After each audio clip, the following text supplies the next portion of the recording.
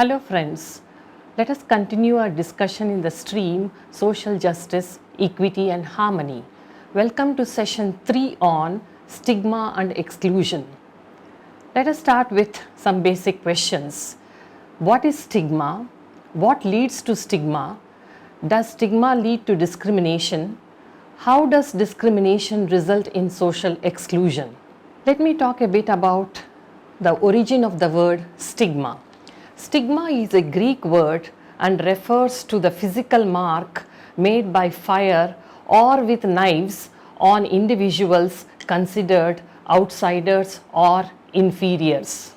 It meant a tattoo that was cut or burned into the skin of criminals, slaves, or traitors in order to visibly identify them as blemished or morally polluted individuals. However, today the physical marks have gone, but stigma persists and remains based on race, color, ethnicity, religion, sex, disability, etc. Individuals who are stigmatized usually feel different and devalued by others. According to Merriam-Webster dictionary, stigma is a mark of shame or discredit, an identifying mark or characteristic, a scar, stain or brand. French sociologist Emily Durkheim was the first to explore stigma as a social phenomenon in 1895. Stigma refers to an attribute that is deeply discrediting. Eminent sociologist Erving Goffman in 1963 defined stigma as the situation of the individual who is disqualified from full social acceptance. The stigmatized individual is reduced in our minds from a whole and usual person to a tainted, discounted one. What does stigma involve? Stigma involves people making unfair and moral judgments about other people, often based on stereotypes and misinformation. Stigma is about the social interactions between the stigmatized and normal persons in the society. Goffman defined stigma as a special kind of gap between virtual social identity and actual social identity. Goffman divides the individual's relation to stigma into 3 categories: the stigmatized, the normal, and the wise. The stigmatized are those who bear the stigma.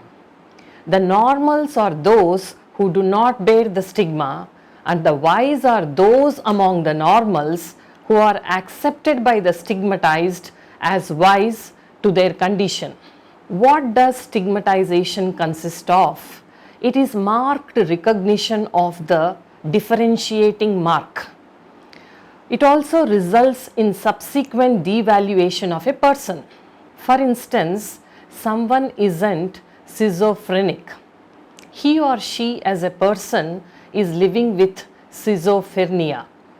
One need to always opt for language that is people first and that centers on individual rather than their symptoms. We should also avoid statements like, "You are the smartest one I have known in your caste." "Oh, not you, you are different and not like the other people of your caste." Stigma is a reaction of others, mostly hinting at labeling, stereotyping based on judgment or prejudice. It is referring to an undesirable attribute, for instance, race, obesity, addiction, disability, illness, etc. Stigma is context specific and varies by culture, gender, time period, etc. It is referring to supposedly spoiled identity, that is from a normal to a tainted identity. It is hinting at becoming them rather than us. Let us discuss about types of stigma. It could be structural stigma, which is a societal level condition, cultural norm, and institutional practice that constrains opportunities, resources, and well-being for stigmatized populations. It could be perceived stigma, that is, beliefs about how others view something as negative.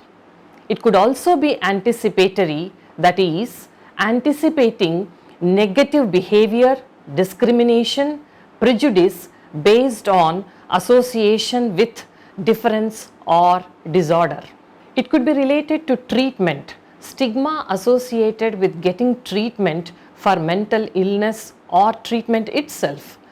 It is also experienced, the actual experience of negative behavior based on association with a difference or a disorder. It could also be internalized, that is, holding negative views about oneself based on negative association with difference or a disorder. Often, social stigma is what most people think of when they refer to stigma. In general, social stigma refers to supporting stereotypes about individuals. For example, I present the testimony of a student. It goes like this, who says that, I remember as a student telling one of my professors that I had bipolar disorder. She subsequently began talking to me more slowly and even subtly questioned my ability to complete a graduate degree. In essence, she was endorsing a common stigmatizing misconception that having a mental illness makes an individual less intelligent or less capable. Some scholars refer that stigma is related to deviance. Stigma occurs when an individual is identified as deviant, linked with negative stereotypes that engender prejudiced attitudes which are acted upon in discriminatory behavior. Who is a deviant? Gerhard Fock expounds upon Goffman's work by redefining deviant.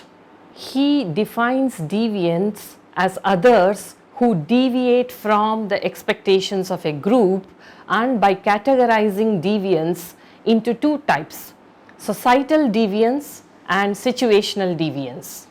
Societal deviance refers to a condition widely perceived in advance and in general as being deviant and hence stigma and stigmatized.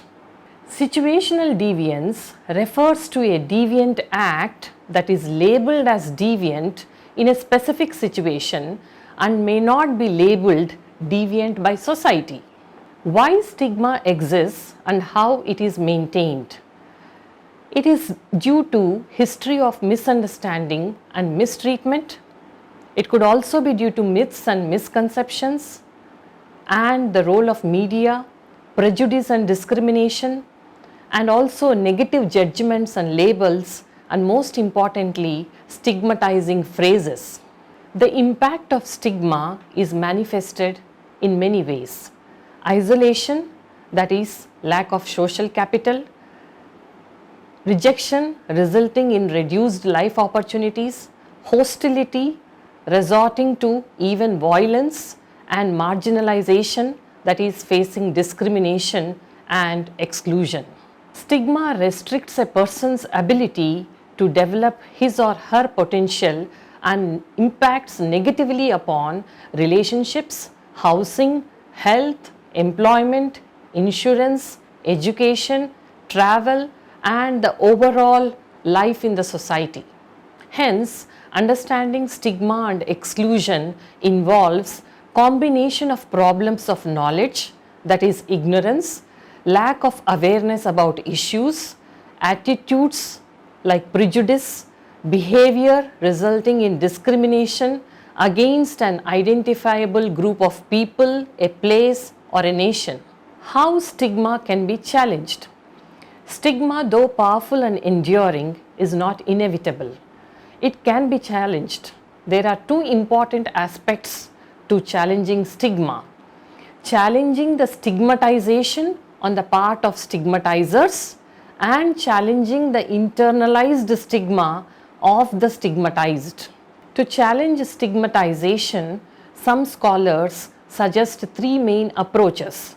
Educate individuals about non-stigmatizing facts and why they should not stigmatize. Secondly, there are efforts to legislate against discrimination. Thirdly, there are also efforts to mobilize the participation of community members in anti-stigma efforts to maximize the likelihood that the anti-stigma messages have relevance and effectiveness according to the local context. Does stigma lead to discrimination?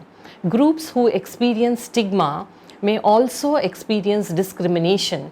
This discrimination can take the form of other people avoiding or rejecting them, denied healthcare, education, housing, or employment.